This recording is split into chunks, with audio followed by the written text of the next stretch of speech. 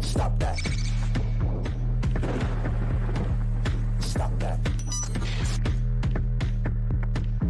Stop that. Yeah, I hear him chat to the noise. Move too quick, can't stop for the talking. I hear him chat with the walking.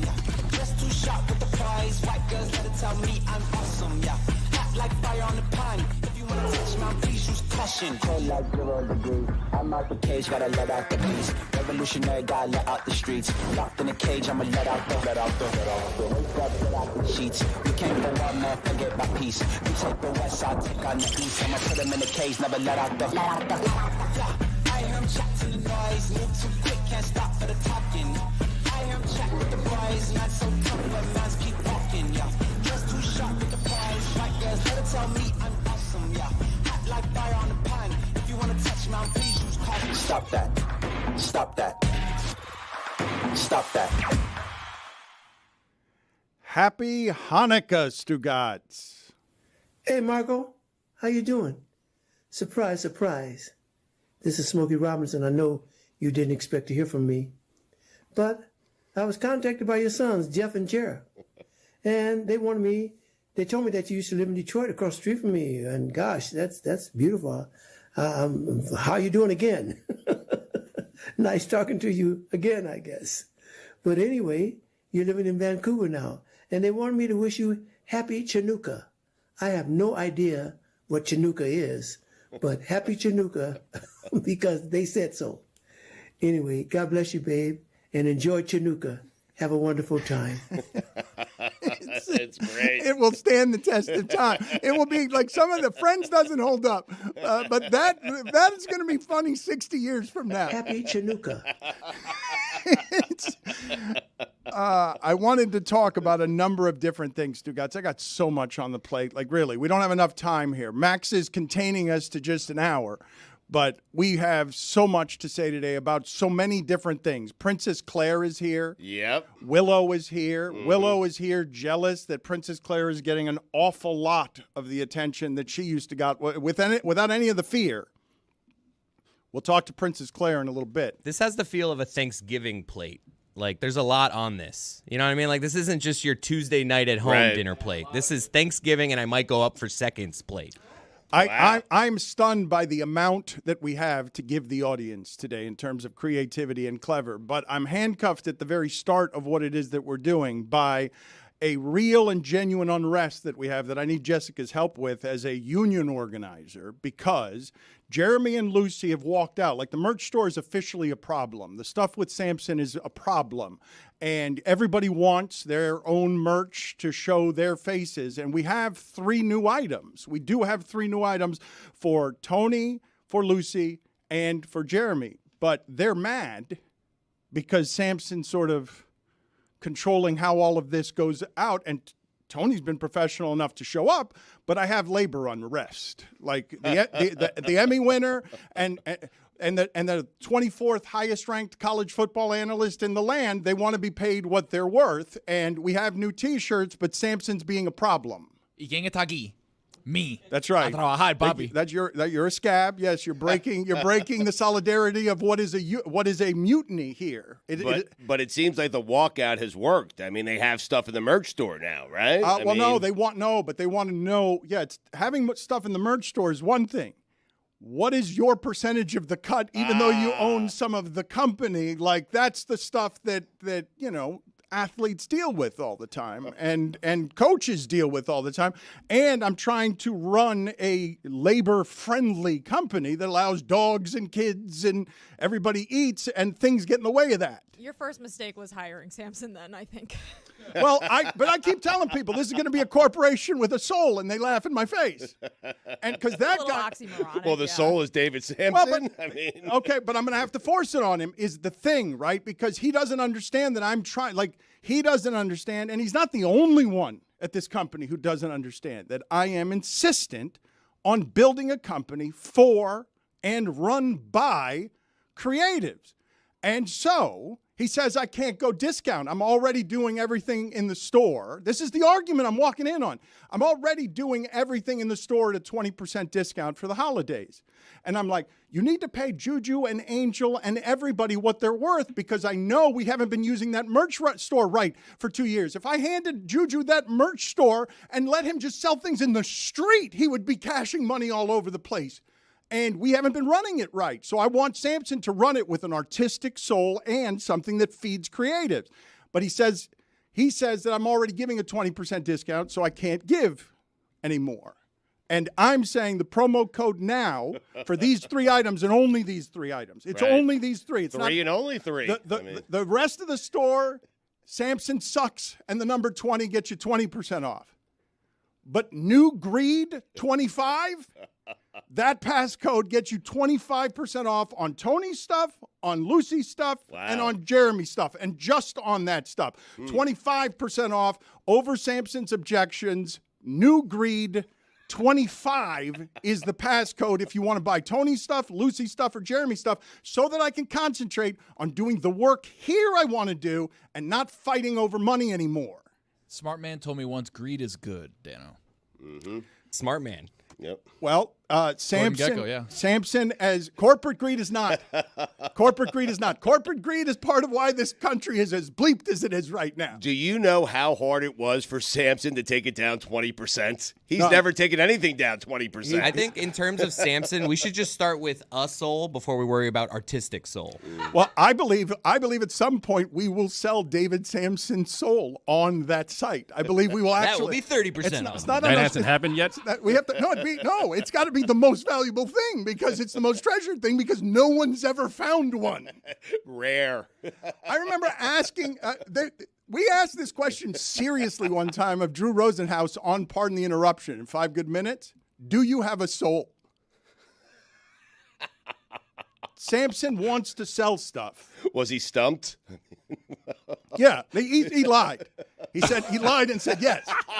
That's what he did. Right. Because of course, I have gotten into Hard Knocks. Man, it's been years since I've been into Hard Knocks. I got to be honest. But the Dolphins, because they're showing these different personalities, and I can't help but notice, oh my God, Flores didn't treat Tua like maybe these things can be fragile, and you don't tough guy everybody. Some people just need nurturing and love. And clearly, Mike McDaniel is like an ally here. How can I help you? Yeah, I'm in charge, and I'm kind of goofy, but how can I help you? How can I be an administrative assistant here for you to get to your greatness? Like, clearly something there in that relationship. McDaniel has built something that was entirely built around Tua. Flores was building something that was entirely built around Flores. Like, it's like defense, and I don't trust my quarterback, and I'm going to humiliate people because I learned the way to do it in the Belichick way. Like, you got to tough these soldiers up. And McDaniel's like, hey, how can I help? And to see that play out in a way where he's kind of the age of his players, he's not that much older than them, and they see day in and day out, this is a person here who is going to help me, who cares about me. And then you're watching the audio, Stugotz, of Tyreek Hill shouting, I'm the best in the world. Yep. And then you hear the audio of Van Ginkel giggling like a 6-year-old with the football in his hands because he can't believe him and his white hair flowed on a stallion into the end zone with a pick six. And you hear his giggle sound like a 6-year-old. And that's where they make you fall in love with teams, by showing you the personalities and tying you to caring about the human beings. I believe we deserve a little credit for how great this season of Hard Knocks has been. Right when we got to Max, this is one of the best seasons I've ever. And we're doubt, from Miami. yes. We're a Miami show. Yep. The Dolphins are our team. Mm-hmm. So I just think that You okay there, Chris? Getting emotional. New Greed to 25 It's definitely us. is the discount code for everyone here who thinks they deserve But more. it makes me emotional because Yeah, we've you're partnered choked with up. Max. Mhm. The Dolphins are on Hard Knocks. Yep. There's just so much synergy in the world right now. And it's just, as a Max, can I call myself a Max employee? I'm kind of a Max employee. I mean, all my coworkers at Max, they did a great job with this thing. And I just want to commend them. I'll talk to them at the office party in a few weeks. Are you guys going? I think a lot of people, Chris, and what you're going to be put in charge of if you end up becoming the executive producer of the show, like media people, because they don't understand sports business, are sleeping on the fact that we're on Max now and we just grabbed everything that Showtime does in sports. Like they're just sleeping on it. And yeah, I mean, we've got some corporate assassins running our company, and we've been able to do this in the shadows for a while, fighting over merch dollars. But there is a play here that allows us to partner with everybody because we're not confined to just ESPN. And it's taken a long time to get here. But we are linked up to make a Super Bowl run with the Dolphins. I'd go under those circumstances. Under those circumstances, I would go to the Super Bowl. If the Dolphins go, you go? Yes, if the Dolphins make the Super Bowl, I would go to the Super Bowl, and I would make sure that our show, and God almighty, would that cost a lot, and make sure that every damn person on our show goes. Goddamn right. So Let's go. you're doing this in classic Meadowlark fashion, though, where we'll have to wait until the week before to find out if we're going, Correct. and then have to do 2 weeks? everything Do we get 2 until weeks the now? last Let's Let's minute. get 2 weeks. Let's yeah. assume we'll Yeah, be Pro Bowl. there, and Yeah. let's book the trip now. Yeah. Let's book it. And this is where corporate does need to help us, because I was promised when we left ESPN, yeah, you'll land at music festivals every 2 months. And I kept going in the same closet in a Clevelander studio. And yes, because now we work for the machine. DraftKings needs 3 hours a day. Not a lot of people make as much as we make. And if they don't kill us by the time we're done with this, we will have built a network for DraftKings that they paid us a lot of money, more than was reported, by the way, because we extended to build a network for them. And I don't think people understand some of the business elements of this, but let them sleep in the shadows, because it's an interesting time as media collapses. Hard Knocks, though, is legitimately good. I'm here to do an advertisement for Hard Knocks. Small part, now, I know thanks to us. I know it has been for a long time. No, it's great. It's always been great. But this team is special. This team is exciting. This team gets along. And your points about Mike McDaniel, they're great points, because he has that ability. Then he cares about people. He cares about the players that are playing for him. He's very aware of their situations, even inside of an important game. So when Van Ginkel, who is back in because Phillips got hurt, has that big pick six and has a big game, you could see McDaniel on the sideline feeling good because he knows how much this means to him and his family. But here's where it's tricky, Stugotz, and we get caught up in the myth building that we do around sports. He Right. cares about his players. Okay, that's a nice thing to say. Dan, he at least gives off the appearance that he cares Stugotz? about his players, and that's a lot of the battle for a coach. I don't disagree with you, but what I'm saying is giving off the appearance that you care, and players who have come through what they came through to get to where they are, they have to feel that care. It's not about saying it. And what I'm going to say to you right now, do I care about you? Yes or no? Yes. When money and disagreements about money are involved, do you feel cared for by me? By me? Yeah. By the company? Mm-hmm. Corporate gets in the way here on caring. It's a good way of saying it, right? The furnace that is football, and where Tyreek Hill and Tua and McDaniel have to live and rely on each other, care illustrates itself in video you're watching on audio on Hard Knocks, where Tyreek Hill comes back to the huddle filled with ego after that deep throw. And he's yelling, oh, hell no, don't ever do that to me again. Terrible throw. And he comes back to the sideline, and they show him that Tua was trying to move him away from the safety. He was trying to help him. It wasn't a terrible throw. And he apologized to Tua, and then he goes, and Tyreek came here to be the star, Stugotz. Not Kelsey, not Mahomes. He came here to be the star.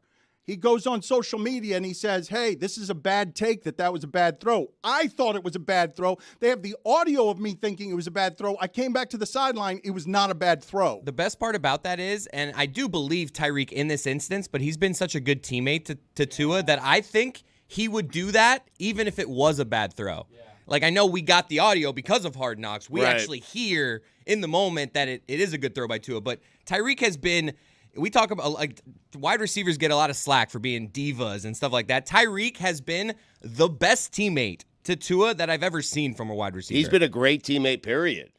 I mean, if you're just basing it off what we're seeing on Hard Knocks, Tyreek Hill has been a great teammate. It's not just a lot of slack. Tyreek Hill gets whatever it is that he deserves, he has gotten, that gets wiped away by winning in 2,000 yards, and we get forgetful because it feels real good to go to the Super Bowl and spend money in Vegas. Like, it's not Meadowlark's money. It's not some slack. I mean, Tyreek Hill is reinventing himself with the help of Hard Knocks, with Max and with success. And it's with a lot us and Max. It's a lot easier to get along with your teammates when everybody is winning and everyone is getting theirs. But as we've learned with the merch store, not always does everyone feel like they're getting theirs. So LeBatardAF.com is where it is. And if you want to support Tony, NewGreed25 is the code. Lucy, NewGreed25. Jeremy, I'd support him less. You know what? I should have raised his prices. He's getting too much success too early. The Emmy, I should have done to him what I did to Pablo. Nobody likes someone who gets that much success that fast. Adnan was infuriated that he's an Emmy winner, Jeremy, because Adnan isn't. And it was one of those things because I was doing the thing Bradley Cooper said he'd give up the Oscar win for all his new movie for an Eagles Super Bowl. Right. And I was like, Adnan, what would, because he's an Eagles fan. I was like, what's something in your world you would, he's like, I want the Emmy. I want that Emmy. And then I was like, how angry does it make you that Jeremy has one? And he's like, I hate it. And he's a nice man, and he's ripping Jeremy. The nicest man. I think if Hard Knocks wins any Emmys, we should all get one as we will. people taking credit. And also, if this show gets any Emmys now that we're on Max, we should also all get one. We were nominated for one when our halftime, our national championship watch-along thing where I was orange juggling. We got doing nominated halftime. for that. Yeah. Well said. I wonder why you didn't win. Jeremy won a state Emmy, though. That's kind of like lower on It's the a bit tiers different, of yeah. Don't poop on Emmys, his yeah. Emmy. It's not a national Emmy, though. I mean, it's... Wow, you're pooping I'm on his just Emmy. saying. I'm just saying all Emmys aren't the same. I That's didn't know all the I'm saying. difference. Yeah. You wouldn't say it to his face, though. Of course I would. I called him a magician. Of course I would. Tony, I want to get to a couple of things here with you because we have spent the week not getting in the local hour to something I wanted to get to for 2 weeks now. These jingles that you're obsessed with. You claimed the Marooney, the local commercial, the Marooney ad. It sounded like a Ghostbusters song. You claimed that was the best jingle ever. Then the next week you claimed another jingle was the best jingle Sans ever. Enchanted Forest. Now what? Now where are we? You have We've another got one? 3 new jingles, Dano, because what I like to do is show the people that haven't been here that long, Jess, Lucy, Jeremy, people that didn't grow up in like Miami proper, that didn't get these kind of jingles. Roy's an old head. He knows every jingle from all time, even in other markets, which is crazy. But I want to bring the audience a piece of our Miami. And these are things that we grew up with. And I know Chris has already pre-listened to some of these. I love them all. They're great. So fire off your favorite one, Chris. Oh, I'm not doing that. I'm building up. I'm doing my least favorite Tony, first. what kind of amateur are you? Don't do the favorite one. You go Exactly. and you build up drama. Build, I man. was letting Chris be a How professional. many? You weren't letting him. You were telling him how to do the job poorly. Here's my third favorite. Take your family, go with your friends to good times where fun never ends. Be there. The fair, it's all there. The fair, be there. The fair, be there. The Dade County Fair and Exposition, March 3rd. Yes, you got a finger in the air from Roy. That's right. Elephant ears, Dan. Stugotz, were you in the room when we talked to Claire and we asked her what are some of the favorite things that Daddy does at home, and she says he laughs a lot, and all of us stared at her like she lied and was your daughter instead. Like, Yes, I was shocked as well. Yeah. The room was like, what? Dad laughs a lot at home. And I was super confused by that. That is not one of my favorites. It should not be on the bronze medal stand. Agreed. Give me the silver. Florida Center for Cosmetic Surgery. Just one look is worth 1,000 words. That's when good. jingles were jingles, Dano. Yeah. Oh, I love that flourish at the end. We got to play that one again. The flourish at the end. All right. Florida Center for Cosmetic Surgery. Just one look is worth 1,000 words. Before you get to the number one jingle locally. That was Exciting, goosebumps. man. Can you guys, when you said, you made me laugh, Tony, when you said of Roy, he knows all the jingles in all the markets, video, can you please, as quickly as you can, just find crappy sports commercials in other markets that involve athletes? Because we could play that for months and we can make local regional advertising that uses the professional star. That market is so ripe to make fun of. Just find me a couple real quick before you play this jingle, because Washington's famous for them. They just have these crappy athletes do crappy commercials Where they have to say their name in it. for hey, crappy look, things. No, that's the highest. That's Right. Brian Arakpo, Pro Bowler, who's not a Pro Bowler. Cupcakes. No, that's the best of them. I'm talking about like poor local guys who the car dealer, Jose, says, hey, get your camera out there. Get Duncan Robinson, sing a song with him. No, I'm talking about the guerrilla-style Miami shit commercials is what I'm talking about. The number one jingle, according to Tony.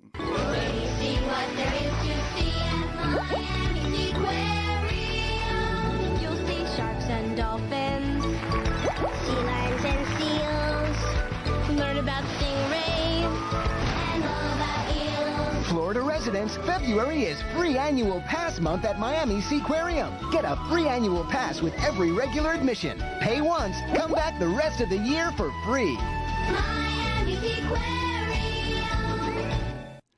Dianna Russini is going to join us in 10 minutes. Tony, this is what I'm putting on your lap. If you want New Greed 25 to be something that sells, what I would like is a commercial for Miami Seaquarium that has that happy music, but also an manatee has been stuck in a 4x4 cube with mildew for 19 years too long. Like, I want to do a commercial for Miami Seaquarium that isn't quite that happy. We could do that. Make sure you do that. You're please. putting that on his lap? Yes. Can you put me on his lap? We could do it together, Stu. Actually, yes, go ahead. Oh, really? Yes, go ahead. Go ahead. I will put you on his lap right now. Or the bucket, maybe. Yes. He's standing. Yes, we do all have to go to the bucket, so let's do that now. Let's do it as fast as we can here. I can do it from Tony's lap? Yes, do the bucket from Tony's lap. Reaper's moving a little slow today. Come on, Reaper. You got a Talento, hard Reaper. out, buddy. Talento. Ooh, fine bucket and death. Oh, okay. Okay. That's instantaneous. That hasn't. I'm sorry, Jess. So what? How much is in the fine bucket? Not very much, right? It's only my second L of the season, too. I am sorry about that, but these are winning Wait, positions. it's empty. Someone stole the money from the fine. That can't be empty. I've been putting money in there. It's only me. No one else is putting money in there. I've been taking it. No one else is putting money. There were at least $50 in there. There were. I've been putting money. I leave it here on the console. The thief is back? The thief is back. Tony, who you got? I've got the instant putback Carolina Panthers. That is always a putback. Keep an eye on them. They're both cheaters. Keep an eye on them, please. Keep an eye on them. The Reaper is like locked in Falcon's eye right here looking at me. Eagle's eye, whichever bird you like. The Tennessee Titans, which is Harpy probably Eagle. not better. Titans are a 13.5-point dog against the Dolphins. Monday night. Watch party. Monday night at our watch party. Chris Cody, give the people the details on our watch party on Monday night. It's going to be Dolphins and Titans. I love that you just looked to Roy and said, what are the details? Go ahead, Stugotz. Reach into the bucket. We're going to the Dolphin Mall, Vivo, the Miller Lite stage. Our friends at Miller Lite Dollar Shave Club, come hang out with us this Monday night. Titans, Dolphins. We're going to be there. We're going to be having a fun time. Hopefully the Cyclones get a win before that. All right, well done. Am I picking for Billy Gill here? What are we doing for Billy? Am I picking for Billy? No, just go. Okay, I'm going. I like to rummage. Oh, I'm on Tony's lap. Oh, you got to hurry up, dude. I got the Carolina Wow. Panthers. All right. 5.5-point dog. Let's Nope. go, Stugotz. We got to rush Nope. this. We got to rush this. We I gotta do it know, I'm quick. rushing. Oh, I got the Bears. Max has new rules. We got to get in and out of here. Okay. Bears You are gotta run over here. 3.5-point favorite at home, or dog against the Lions. You got the Bears at home against the Lions. I have the Dolphins keeping it. All right. Nice. Head to head with Tony. The Dallas Cowboys. The Dallas Cowboys are 3.5 Eagles. point favorite at home against the Eagles. At home against Put the it back. Eagles. I don't have time. Let's go. No, you have time. Do you want to put it back? Do you want to put No, it back? I'm keeping it. Let's go. All right. I would keep that. It's a 3.5-point favorite. Oh, the Reaper. The Reaper works hard around here. He's got I'm sorry. I still can't get over the fact that I pulled the fine bucket and it's gone. Sorry. I mean, What? I'm legit. Look, Jessica, I know a lot of people don't know what's a bit and what's not a bit around here. Someone is stealing the money. That's my money. Well, everyone's stealing the money, but in that case, someone is actually stealing the money. I've got the Colts. The Colts are a 1-point dog at the Bengals. Ooh. I'm not going to. Brownie looked kinda I'm not good. going to be scared. Oh! Oh, you're not going to be scared? Wow. Whoa! You're a bigger man than I am, I'd be literally. scared of one game from the Bengals. I thought Their coach is 4-28-1 when Burrow doesn't play. Now he's 5-28-1. Oh, and he's 1-0 in the last game he played without Burrow. I mean, Jessica, someone stole the money. The bottom is gone. This is ridiculous. We've hit the bottom. We've hit rock bottom.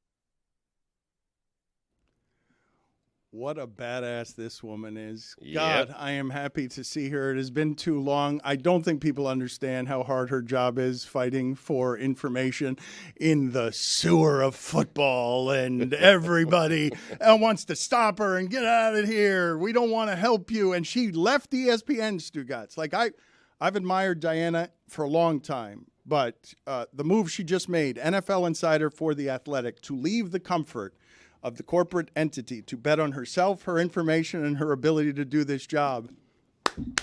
Standing up. Great job, A Dianna. standing Dianna. ovation. Stop. Sit down, you whack job. It seems like this week was unpleasant for you, Dianna, and it's nice to see you, but you reported something, and I feel like Aaron Rodgers thinks that you represent and we represent parasites who go to ruin Zach Wilson for our entertainment because the information's valuable. The truth is valuable. A lot of giant contracts these days where the information is. Dianna is paid to go get it. She's really good at it. It's really hard to get. So you report Zach Wilson reluctant to play, and everyone calls you a liar, and you mess up the Jets, and then Aaron Rodgers goes on ESPN and makes more news out of it. The Jets have messed up the Jets. Yeah, but then what happens next is my friend gets swallowed, and it becomes turbulent and awful. So what's your week been like? And thank you for being with us. I'm happy to see you. Yeah, thank you. Thank you so much for the intro. I don't get embarrassed much. You guys have known me a long time. I'm like horrified hearing any of that, but thank you for all the support and love. And I never even thought of it the way you described it. So The Athletic has been tremendous. I wish I spoke with you, Dan, before I took the job as a writer. No one told me it will be the hardest thing I have ever done in my life. Writing is really challenging, but really rewarding as well. And this is probably a really simple, basic statement, but I'm really happy. I love what I'm doing now. And it took me 40 years to be able to really feel that and say that and express it. So it's really been a great 3 months already at The Athletic. But as for my week is trash. It's horrendous. I live in the New York market, so I'm in the vortex of it all. So I get to hear it. And then also hear from Jets fans when I drop my kids off at daycare.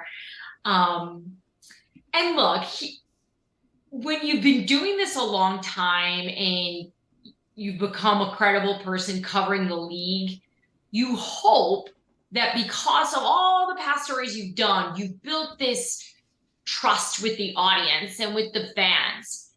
But I realized over the last few days, it's not that they don't believe the report is accurate. They know the report is accurate. The story is just unbelievable. And I think that's where issue. Is it though? Is it? Is it unbelievable? A guy not wanting to play quarterback for his team? For that team. For that, look, I think the Jets have reached the breaking Zach point. Wilson. They're the Jets. They've been bad longer than he's been bad. Like, that Zach Wilson wouldn't trust that organization to not get him decapitated? Yeah, I wouldn't either. Yeah, there was a lot of people that I've been, I've had tons of conversations since the story broke, but also even before we put the story out. And I wasn't getting a lot of, what do you mean he doesn't want to play? I mean, from some of the old school football people that I talked to, yeah, of course. It's like, no, he's going to play. Like, he'll figure it out. I was getting a lot of, why would he? Of course he's not going to want to go out there and play. So I think Zach Wilson, no matter how you look at it, has just been put through the ringer this year with the Jets. And his entire career in New York has been really hard. And, when you hear Aaron Rodgers go on TV talk about why anyone would want to share that about Zach, and then, of course, why would the media, and he obviously pointed me out, why would I ever feel okay and comfortable putting out a story about a player when it makes them look so bad?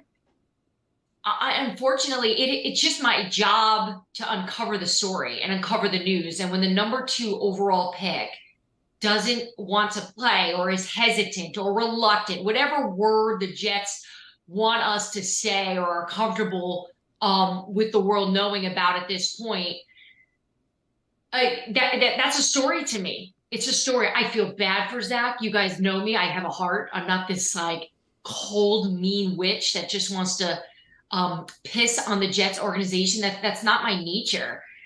But this is a story. And here they are now consumed with it. And they're off to face the Texans, CJ Stroud, and a really good number 2 overall pick. You don't have to apologize. You shouldn't apologize. You don't have to explain what it is that you do and the job that you do. You do it well. But I am wondering, because you mentioned Jet fans are getting after you. What have you heard from Jet fans? I want to hear some of this. I don't think you do. I hope you get hit by a car. There's been a lot of traffic outside of my house. I don't know if it's Jets fans, but it seems very busy. I think people are just, they want to blame someone, you know, and I understand it. But at the end of the day, if I was a fan and there was reporters, Zach Rosenblatt from The Athletic and me covering a team and being able to share everything that's happening and giving you the truth, I don't know. I would appreciate it. But this isn't like me. I'm not coming on here, guys, talking to you like, oh, feel bad for me. My life's so hard. People are so mean to me. The best part about reporting the truth is you're actually indifferent about it. I'm working on 2 other stories now. Like I've moved past it. Because I feel I stand by my reporting on it. I know all the people I talk to. Aaron Rodgers knows I know. Zach Wilson knows I know. Robert Saleh knows I know. Every person there knows I know. And it was up to them to deflect it. And I also understand why they did that as well. Dianna, I subscribe to Any Pub is Good Pub. And this feels like a great week for you. Agreed. I mean, yes. I can only imagine how many views your tweets I have go got the this other week. way on that. I would say that this is one of the most horrible weeks of her life. work life, just because of how unpleasant this stuff can get. Yeah, well, the problem is I have other stories out there that I've been writing and working on, and I published a story. My first cover story for The Athletic was on the Carolina Panthers and the dysfunction in that organization. And I worked with my colleague Joe Persons on it, and we spent so much time talking to over 24 sources on this story to describe what's going on there. So I had the Jet story Monday, the Panthers story Tuesday, and I reported also that Roger Goodell doesn't like the tush push. And then the NFL came out yesterday and said, well, actually, Roger's never really publicly expressed his opinion about it. So I'm like 3 for 3 this week. I'm feeling like I'm out here reporting truth and nobody wants to own it. But this is the job. And eventually, Dan, as you know, it all always comes out. So I'm now sitting in this spot where I'm just like, oh, someone just own it. So until then, I look forward to, and I hope you guys follow along when all 3 of these stories come out. Eventually the truth does, and you can say, but no one ever remembers that part, right? But if you had to choose one, good week or bad week, you can only choose one. I know it's got nuance. Good week or bad week? It was a great week. I love telling stories. I love getting information. I love sharing. I'm close to getting a divorce. Like my husband is so over it because I think what part of the job is, you guys know that people don't get is, it's not like you get a scoop, you get like a text message from someone, you put it out, and then then you go out to dinner with your family. That's not how it works. It's an all day thing. So I took a call the other night at 11:30. I was in bed and I'm whispering to this source of mine while my husband is kicking me under the sheets, because he's basically saying like, enough. And also I'm trying to sleep. I have a job. Our kids are getting up in a few hours. So there's just like a human element to the collection of information as well that I'm balancing. And I have a 2-year-old and a 1-year-old. And that's chaos. Crazy. That's all chaos. But that's reporting, whispering to a source in the middle of the night. But people are impressed by what Woj and Schefter do, and it doesn't feel like that. It's not a 2 and a 1-year-old hanging from your ears while you talk to God knows who at 11:30 and your husband's kicking you. Children know. It's almost like the higher ranked source it is, the louder their scream is. It's like, if it's an owner, Michael, my 2-year-old, that's when he decides he wants to scream on top of his lungs, "Oh, Christmas tree." Or yesterday, I don't know why he's in this phase where he likes to, his daycare teacher's Hispanic, so he loves to speak Spanish. So he's screaming "Hola" at the top of his lungs yesterday. And I'm like, okay, like we're not in Little Havana. We'll do this later, but mommy needs to talk to this person because this is gigantic. So they don't care. All they want to do is eat their pizza and watch Paw Patrol and unfortunately and my husband and I talk about this all the time. For whatever reason, everything breaks in the witching hour, and all those parents know out there that have young kids. There's this witching hour between 4 and 7 where kids just lose their goddamn minds, and that's when everyone decides they want to call me and tell me their story. Do you have any fear that one of your children's first words will be Zach Wilson or the Jets? No, my fear is what my son did the other day, which he took my phone and charged. So you know how in Apple Pay you can charge people and give them money and ask them for money? They charged a very, very respected general manager in the NFL $50 at 5 o'clock in the morning. That's great. Ethics violation there. In which that GM, and this is why I will fight for this GM to the day I die, wrote back to me, "Hey, is everything okay? Do you need money?" And I'm What did Belichick say? I mean, Is everything okay? He's gonna fall for a scam and Venmo you $50 because he thinks someone's abducted you at 5 o'clock in the morning. first thought was like, whatever you need, Di. Like, I didn't know it was that bad. Like, you checked on a roster move I made the other day. We went, like, the last text I sent him was, do you think we'll probably wind up cutting this guy? And then, like, 3 days later, it's a $50 charge at 5 o'clock in the morning. Like, it's hard. And I said, so sorry, that was Mikey. And he's like, but he wrote back. He's like, is he all right? I'm like, he's fine. He's 2. He doesn't know. he's just pushing buttons. I am thrilled for her. I urge you to follow what she's doing at The Athletic. And just because, like, I imagine perhaps, Dianna, you look at what's happening around here and it looks to you like it's not actually falling apart because of the contrivances of television. Behind you, you have a very credible thing here as you've left ESPN NFL Insider for The Athletic. But that purple thing that you're sitting in front of, if you were to pull that down, what would that reveal to us about the professional surroundings around you as you've left ESPN and embarked on your own new journey of getting information? Please be in a closet. Please be in a closet. Having to be on television. It's new journey, old journey. Remember, this is what I used to do. Nice. There it is. I'm literally hiding my old life. I've moved on completely. This is me. Look at her. That's But great. next time someone checks in on me, just send them a picture of this. I'm doing well. How's balancing being a full-time insider with 2 under 2? How's your marriage? Do you have any friends? That's great. We'll end there. Thank you, Dianna. So good. Meanwhile, Stugotz texts me, "You want to catch up?" I don't have time.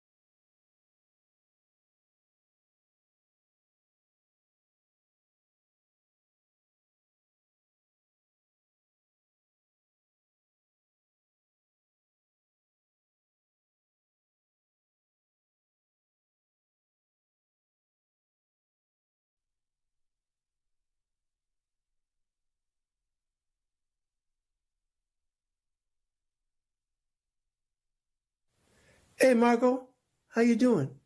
Surprise, surprise.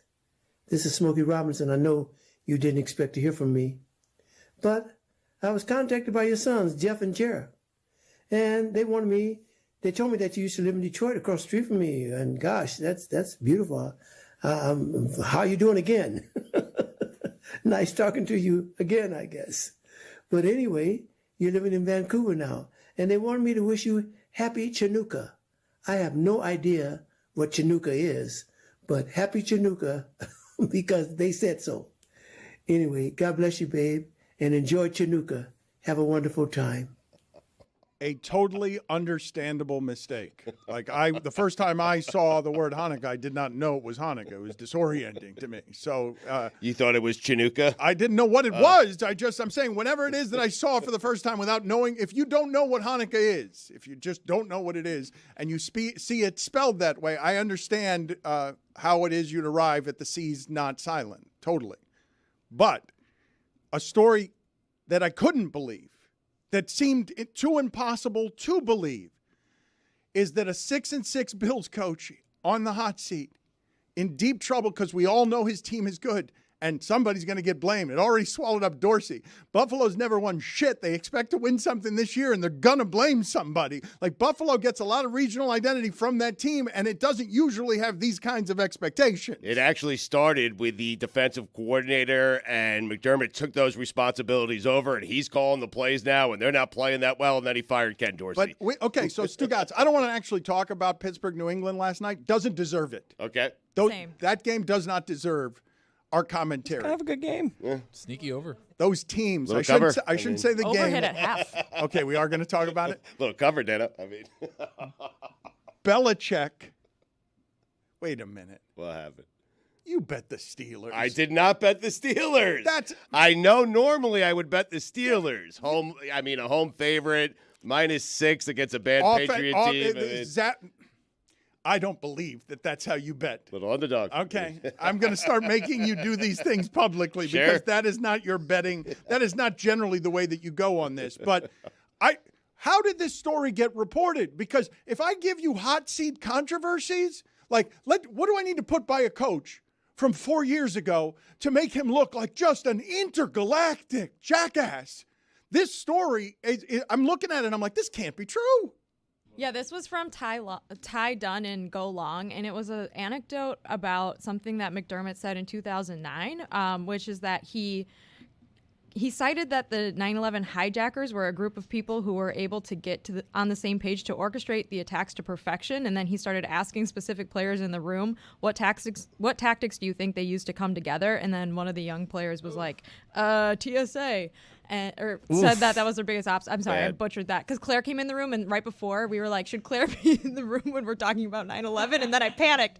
But anyways, he said that the 9/11 hijackers were like an example of good organization, which is the problem. Don't do that. It was back in 2019. These guys are doing a deep dive on his coaching style and his coaching philosophy, and they unearthed that little nugget. He said he apologized for it to his players back in 2019, but when you really read it, it makes you wince a little bit, and it really makes you question his judgment. It does. This can't be real. This is a ball sack. Oh, no, it's real. No, this is a ball sack thing. You guys are getting ball sacked. There's no way that a coach said, you know who did good organizing? The 9/11 hijack. That can't be true. I'm sorry, guys. You guys getting ball sacked. I'm sorry. Give me the time frame on this again. When did he do that? Why is it being reported now? Because it's not a sentiment, oddly enough, that I haven't heard before. Bill Maher lost his politically incorrect TV show, a show called Politically Incorrect, because he played with the semantics of those hijackers. You can call them many things, but you can't call them cowards. They gave up their life in the principle of something, and he lost his show because of the heat that came down on him. I understand. If we're going to make this so much about the military, football's the military. We were talking about Zach Wilson before. Would he want to go out there? Yeah, a lot of soldiers want to be out there. And a lot are like, man, I don't have any other options. I got to be out here fighting for my country. And if you ask them honestly, is this in service of your country? No, I need a job. And it's scary, like all this stuff. And 9/11 obviously is not something to be joked about. But in terms of football mentality, hey, you got to be willing to die for your job. You got to be willing to be so with your teammates united that you're willing to fly into a building. Like the mentality of football, the stupidity of saying it is one thing, but thinking that way, think about the difference between that and what McDaniel is doing with Tua. Think of the difference that's happening at the top of that division in the AFC East, where they've got a quarterback we all know is good. And the coach is doing dumbass 9/11 analogies because we've all got to believe so much that we're willing to go to war with another country and give our lives in order to make sure that Josh Allen is 7-5. There's so many other things he could have said, too, for like Band of Brothers. We got to come together. We're an army platoon, anything like that could get the point across without invoking a national tragedy. So you're asking the timeline again. I will tell you, he said it back in 2019 during training camp, and he apologized immediately afterwards. This is according to him. And so what's the blowback on it? Like, what is happening to McDermott? I mean, surely the internet is flaming him, correct? Like, and what's happening in mainstream media? Is it being covered as a giant controversy because a coach who's already in trouble did the dumb thing? I mean, their report is on the front page, the homepage of ESPN.com. I saw it on SportsCenter last night. I mean, you have a coach whose job is in jeopardy, who people are, digging around. They're doing stories on him, and that came up. It's certainly, you have to question, Dan, as a head coach, as a guy who's in charge of an entire organization, you have to question the judgment of Sean McDermott to go to an analogy like that at any point in his career. But what if I tell you that the analogy, even if he doesn't say it out loud, that the mentality of it pollutes a lot of them? Like, they think they're at war, Stugotz. They do it all the time. Like, they're not, but they kind of are. Dan, there's a reason he chose the wrong analogy. As Tony said, there's a reason he apologized immediately after saying it. I know, but I'm talking to you about is the mentality. Yeah, you can disguise it and deliver it another way, but I'm telling you that's what Zach Wilson is living under. Salah's got the commercials. He needs to protect his job. And, what do you mean you don't want to play, Zach Wilson? What do you mean you don't want to play? Yeah, don't want to go to war. Have you seen our offensive line? Does that make me a coward, scared, or you're just not very good at your job and I don't trust you, coach? Yeah, but point to another example in sports. Point anywhere else but where you pointed. Don't say, hey, team, I want you to be organized the way the terrorists were on 9/11. Agreed. That's it. It's an easy stance, Dan. Stugotz? Yep. Yes. Bold. Yes, Stugotz. Way to get out there. Thank you. You worked it all week? Yeah. The story just broke yesterday. So Yes, you are correct. The starting point on this should be, put it on the poll.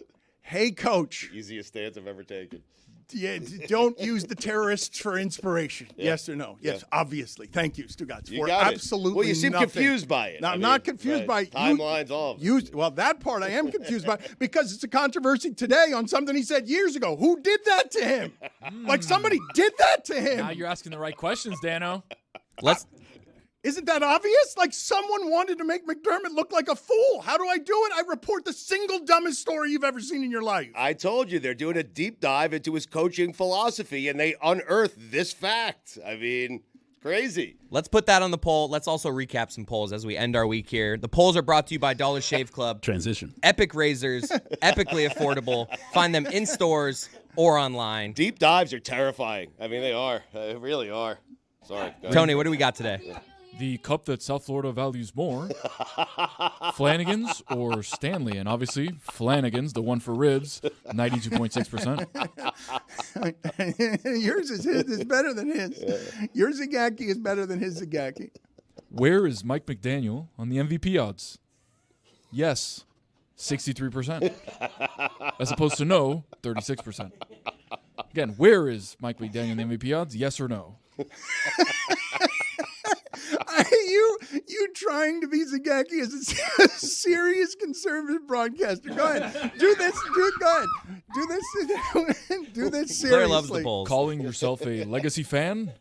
Dan, I don't know if I can repeat this. Douche. Oh, no. 92.9%. Wow. No douche, 7%. Earmuffs. Sorry, Claire. Douche wins there by astounding margin. Reagan margins.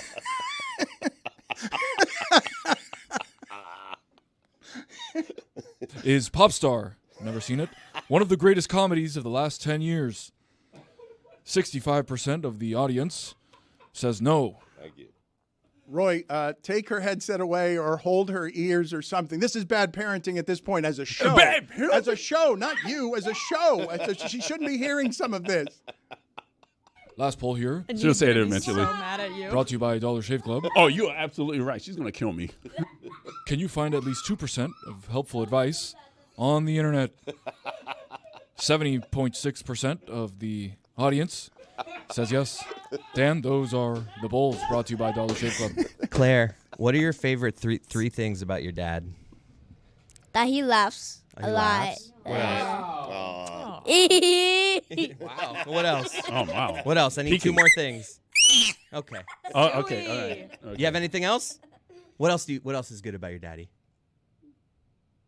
That's it. I That he guess. plays with me. All right. Yeah, I love cuddle time. The best. All right, Claire, you are the princess, and you're always the princess. Penalty box. And you run this place. Penalty box. What? 2 minutes, Claire. I'm sorry. Get out of I'm here, sorry. Claire. Say Oh. Claire, by herself? Claire, I'm No, sorry. I have to walk you in. That's every fine. time. You can walk her. You Like get out crossing here the street. too. She's your responsibility. She deserves it though. Claire, come on, Claire. You came in here and you belched a screaming sound, and I need some professionalism around here. It's also a $5 fine. She was better in the meeting. I'm trying Someone's to run a gonna steal media it. company here, Claire. Get out of here. Poor kid. Sorry, I cut you off.